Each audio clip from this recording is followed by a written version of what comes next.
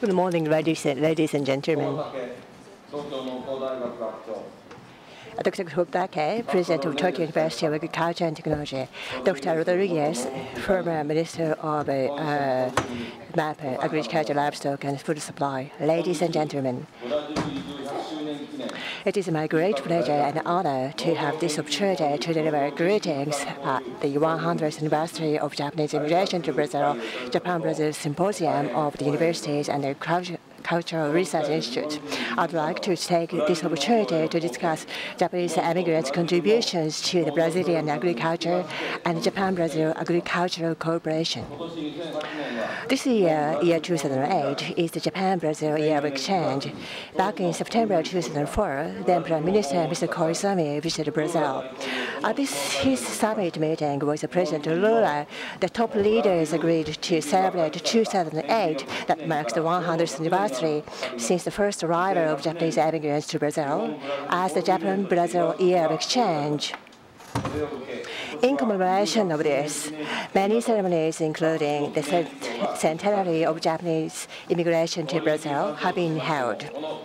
At MEF, Ministry of Agriculture, Forestry and Fisheries, on this occasion, we are taking initiatives to promote agricultural exchanges with Brazil. Through the support of this symposium, establishment of inter-college networking, we are hoping to help promote joint researches and information exchange in the agricultural science. Japanese immigration to Brazil started when Kasutomaru, an immigration boat, was docked in Santos with 781 Japanese on board on the 18th of June 1908. Since then, Japanese immigrants have steadily increased to 250,000.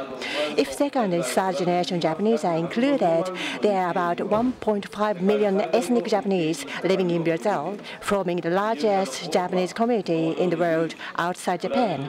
Most of the immigrants are farmers and have contributed to the development of Brazilian agriculture significantly.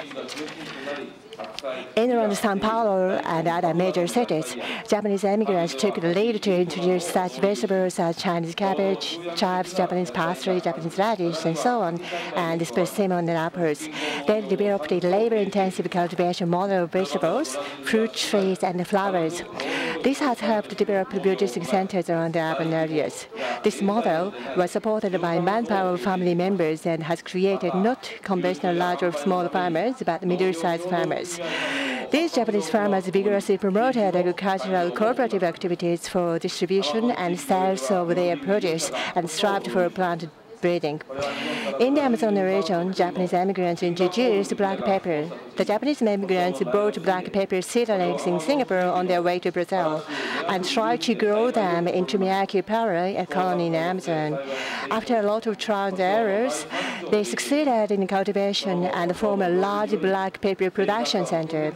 The black pepper production suffered a serious decline at one stage due to pepper diseases. However, Japanese immigrants now utilize the inherent characteristics of the Amazonian region. They plant ingenious trees and in between them cultivate black pepper, cacao, passion fruit, and capriaco. They have succeeded in this agroforestry. The agroforestry has been reported in Japanese newspapers and magazines widely, and agroforestry means mixed planting of trees and crops. It promotes vegetation diversity and mitigates damages from agricultural pests. This model also helps farmers secure their income while growing forests, promoting rainforest conservation. As a very beneficial agricultural technique, it is now starting to spread to other Amazonian countries. I'm aware that Japanese immigrants, especially those who moved to Brazil in early days, have gone through tremendous hardships. However, in Brazil, there are more number of Japanese immigrants than any other countries in the world, and immigrants and their second and third generation Japanese have been enjoying a wonderful life in Brazil. The success was supported by Brazil's unique social environment. Brazil is a country immigrant. It is a multi-ethnic country. All these different racial and ethnic groups of people living in harmony without any racial discrimination and creating a very diverse and exciting society. This social environment welcomes Japanese immigrants and help them deliver their potentials and make their dream come true. Brazil is now enjoying a steady economic growth, including agricultural production. One of the reasons for this is that its economy has a diversity, and is the case with the racial and social landscape. For example, Brazil is a major exporter of agricultural produce and mineral resources. However, it does not rely only on the export. Brazil's domestic demand is also expanding. This has been supported by its large population of 184 million and shrinking income gaps thanks to the poverty programs. Increased buying power of the society has been driving domestic demand. Moreover, Brazil not only has a strong primary industries such as farming and mining, but also such manufacturing industries as automobile that has successfully replaced the import are forming an important part of the economy. On the energy front, several large offshore reserves have recently been discovered. Brazilian economy is also thriving on the biofuel production. As has been described, Brazilian economy is widely diversified, just like its ethnic and social structure.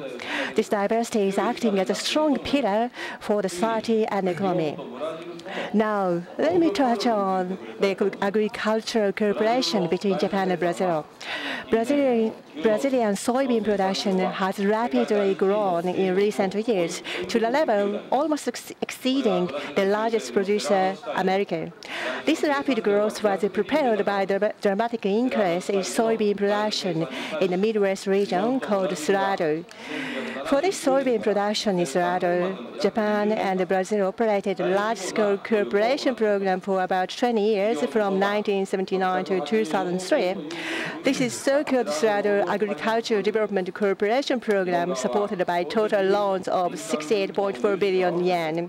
Japan provided loans of 35.1 billion yen from both the government and private banks to support ethnic Japanese and other farmers in the colonies. Japan has been conducting many agricultural cooperation programs, but this Cerrado program is the largest program of all. Cerrado is located in Midwest Brazil, accounting for a fourth of the national land, or 200 million hectares. Although it spreads a wide area, soil is highly acidic and was an undeveloped region with only twisted low shrubs growing. A French anthropologist, Claude Lieber-Strauss, who conducted research in Brazil, described Cerrado in his book Tristes Tropiques, that Cerrado is the most barren half-desert area. Bilateral cooperation has driven this barren soil to change into a major agricultural production center. The father of the green Revolution and Nobel Peace Prize laureate Dr. Norman Borlaug highly evaluated Cerrado agricultural cooperation as one of the great achievements of agricultural science in the 20th century. Reasons of the success of the program include the increased yield achieved by improvement of the highly acidic soil by lime and fertilizers, and internationally growing demand for soybean due to expanding consumption of livestock products. From late 1980s for 10 years, Brazil suffered hyperinflation and fell into an economic crisis in the late 1990s. The program was affected by this, and its progress was inhibited.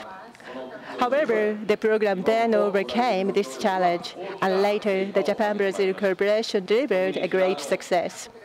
The Cerrado program had great significance as a pilot program, and as such, presented a development model for the Cerrado region, and they attracted many immigrants. The program acted as a strong driver for the agricultural development and had a ripple effect. Most of the production centers of soybean are located in the northern hemisphere, such as the U.S. Cerrado is in the southern hemisphere.